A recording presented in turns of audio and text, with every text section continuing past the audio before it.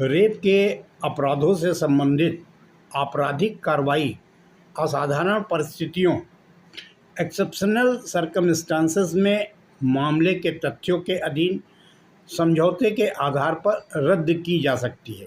ऐसा कहते हुए निर्णय दिनांक 14 जुलाई 2025 द्वारा सुप्रीम कोर्ट ने प्रेजेंट अपील्स को अलाउ करते हुए दोनों पक्षों की तरफ से दर्ज एफआईआर सहित समस्त आपराधिक कार्रवाई को रद्द कर दिया। सेक्शन 376 आईपीसी के तहत अपराध निसंदेह गंभीर और जघन्य प्रकृति का है। आमतौर पर पक्षों के बीच समझौते के आधार पर ऐसे अपराधों से जुड़ी कार्रवाई को रद्द नहीं किया जा सकता। हालांकि न्याय के उद्देश्यों को सुनिश्चित करने के लिए सीआरपीसी की धारा 482 के तहत न्यायालय की सख्ती किसी कठोर प्रिंसिपल से बंधी नहीं है और इसका प्रयोग प्रत्येक मामले के तथ्यों के संदर्भ में किया जाना चाहिए। Supreme court Bombay high court की औरंगाबाद पीठ के उस फैसले के खिलाफ दायर अपील्स पर सुनवाई कर रही थी जिसके द्वारा अंडर सेक्शन 482 सीआरपीसी में समझौते के आधार पर एफआईआर्स को रद्द करने की प्रार्थना खारिज कर दी गई थी। सेक्शन 376 आईपीसी एवं अन्य धाराओं के शिकायतकर्ता द्वारा इस केस में मामले को आगे नहीं बढ़ाने की इच्छा व्यक्त की गई थी। आरोपी और उसके बीच मतभेद आपसी सहमति से सुलझा लिए गए और विक्टिम ने स्पष्ट रूप से मामले को आगे न बढ़ाने की इच्छा व्यक्त की।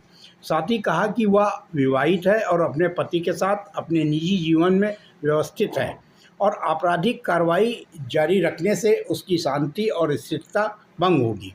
सुप्रीम कोर्ट ने कहा कि विक्टिम का रुख ना तो अनिश्चित है और न ही अस्पष्ट। उसने लगातार रिकॉर्ड में दर्ज एफिडेविट्स के माध्यम से भी यह कहा कि अभियोजन पक्ष का समर्थन नहीं करती और चाहती है कि वह मामला समाप्त हो जाए। दोनों पक्षों ने सौहार्दपूर्ण ढंग से अपने मतभेदों को सुलझा लिया और आपसी सहमति पर पहुंच गए। इन परिस्थितियों में मुकदमे को जारी रखने से कोई सार्थक उद्देश्य पूरा नहीं होगा। यह केवल सभी संबंधितों विशेष रूप से शिकायतकर्ता के लिए परेशानी को बढ़ाएगा और अदालतों पर बोझ डालेगा, जबकि कोई सकारात्मक परिणाम निकलने की संभावना नहीं है।